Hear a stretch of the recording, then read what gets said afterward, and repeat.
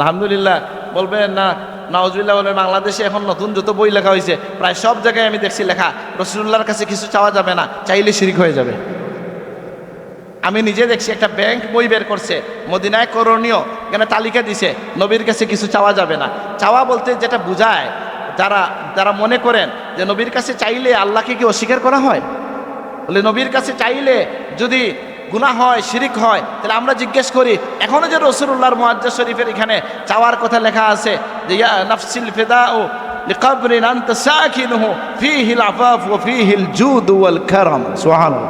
আমি এই বিষয়ে ব্যাখ্যা করে কথা বলতে চাই না। তাহলে আমরা জানি আরেকটা বিষয় আমি শিশুকাল থেকে শুনেছি, কিন্তু এই মুসলিমের এই হাদিসটা পড়লাম আজকে আমি। সে হাদিসটা কি? একদিন আল্লাহ রসুল খুব কান্নাকাটি করলেন, ইব্রাহিম আলাইহিস সালামের দুইটা আয়াত দোয়া পড়ে, কোরআন কারীমে আয়াতগুলো এসেছে। সে আয়াত কি?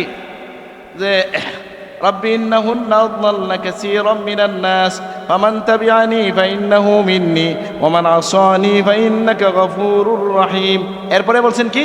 ইন তুআযিবহুম ফাইন্নাহুম ইবাদুক ওয়া ইন তাগফির লাহুম ফাইন্নাকা আনতাল আজিজুল হাকীম। এই আয়াত পড়ে এই আয়াতের অর্থ বুঝলে বুঝবেন যেখানে কি বলা হয়েছে। ইব্রাহিম আলাইহিস সালাম তার উম্মতের জন্য যে দোয়া করছিলেন যে আল্লাহ আপনি যদি এদেরকে, উনিও তো জামালি তবিয়তের মানুষ ছিলেন, মানে নবী ছিলেন, সব নবী কিন্তু মানুষ, এটা মনে রাখেন। আবার আমাকে বললেন না ইব্রাহিম আলাইহিস সালামকে মানুষ বললেন কেন? সব নবী যে মানুষ এটা বুঝেন কি না? এটা আকীদা যে সকল নবী মানুষের মধ্যে থেকে আসছেন, কেউ ফেরেশতাও নয়, অন্য কোনো প্রজাতিও নয়, সব নবী মানুষের মধ্যে থেকে আসছেন। কিন্তু আমাদের মতো মানুষ না, তারা আল্লাহর কাছে বিশেষভাবে নির্বাচিত মানুষ। ঠিক আছে কিনা? ইমাম বুসরি বলছেন মাবলাগুল ইলমি ফীহি আন্নাহু বাশারুন ওয়া আন্নাহু খায়রু খালকিল্লাহি কুল্লিহিম। নবীর ব্যাপারে মুদ্দাকাত কথা হচ্ছে তিনি মানুষ, কিন্তু আল্লাহর সৃষ্টির মধ্যে শ্রেষ্ঠ মানুষ। সুবহানাল্লাহ। ইব্রাহিম আলাইহিস সালাম দোয়া করছেন যে আল্লাহ আমাকে যারা মানে ফামান তাবিআনি ফাইন্নাহু মিন্নি, যে আমাকে অনুসরণ করে সে তো আমার দলভুক্ত, ওমান আসানি, আর যে আমাকে মানে না, আপনি আমি হইলে কি বলতাম? আল্লাহ দুজখ দাও নাকি? ইব্রাহিম আলাইহিস সালাম বলছেন ওমান আসানি, আর যে ব্যক্তি আমার এই শিয়ান করে, আমার অবাধ্য হয়ে যায়, ইন্নাকা গফুরুর রহিম, আল্লাহ তুমি তো গফুরুর রহিম। সুবহানাল্লাহ। যে আমাকে মানছে তারও পক্ষে, যে আমাকে মানে নাই তারও বিপক্ষে না, আল্লাহর হাতে রেখে দিয়েছেন। আল্লাহর হাবিব এই আয়াত একদিন পড়ে খুব বেশি বেশি কান্নাকাটি করলেন আর দোয়া করলেন বেশি বেশি করে, আল্লাহুম্মা উম্মতি উম্মতি। বলেন নবীজি কি বলছেন? আল্লাহুম্মা, আমার সাথে বলেন আল্লাহুম্মা উম্মতি উম্মতি, আল্লাহ আমার উম্মত আমার উম্মত। ও বাকা, কাঁদতে থাকলেন। তখন আল্লাহ তাআলা জিবরিল আমিনকে পাঠাইলেন, বলেন জিবরিল মুহাম্মদকে জিজ্ঞেস করো। আর আল্লাহ আরো ভালোভাবে জানেন, হাদিসে এই ভাষায় আসছে, আল্লাহ খুব ভালোভাবেই জানেন। তারপরে বলছেন জিবরিলকে জিজ্ঞেস করো যে মা ইউবকিকা, কোন জিনিসটা তোমাকে কাঁদায়? রাসূল সাল্লাল্লাহু আলাইহি ওয়াসাল্লাম যখন বললেন, তখন রাসূলুল্লাহ আল্লাহ বললেন যে তুমি গিয়ে তাকে জানাই দাও, ইয়া জিবরিল ইজহাব ইলা মুহাম্মদ ফাকুল, আমার নবীর কাছে যাও এবং বলো ইন্না সানুরদিকা ফি উম্মাতিকা ওয়ালা নাসুউকা। ইয়া রাসূলুল্লাহ, আমি আপনার উম্মতের ব্যাপারে আপনাকে খুশি করব, কষ্ট দেব না।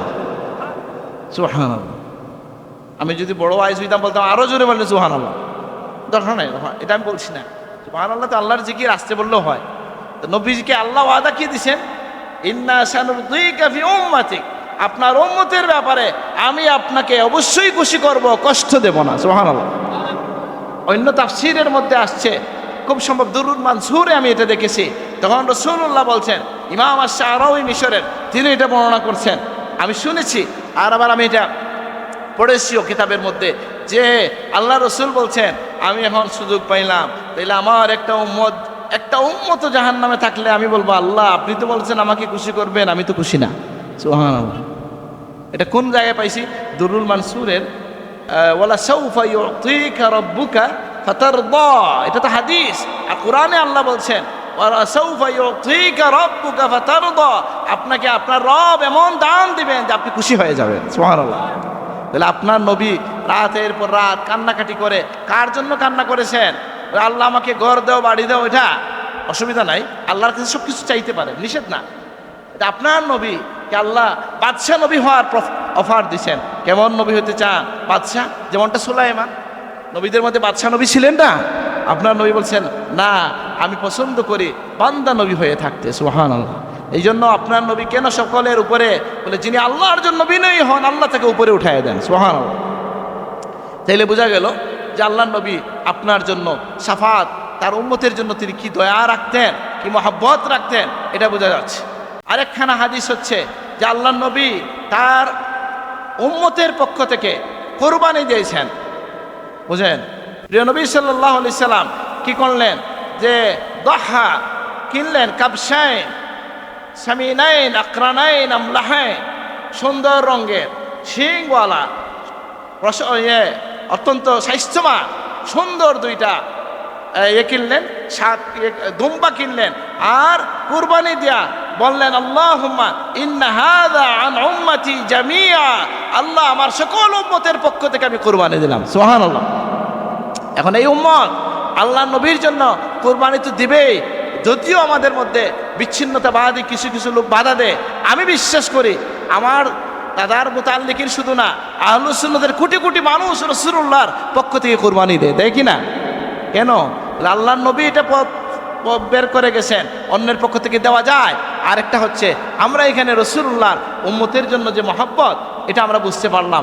আমরা যেন আমাদের নবীকে ভুলে না যাই, এই কথাটা আজকে আপনি শুনতেছেন এবং আমি হয়তো নিরাবাকভাবে বলতেছি, কিন্তু একদিন আপনি দুরূদ শরীফ পড়তে বসে আপনার মনটা নরম হয়ে যেতে পারে। আহা, সেই নবী যিনি আমাদেরকে এই তার সেই 1500 বছর আগে আমার নবী আমাকে ভুলে যান নাই। সুবহানাল্লাহ।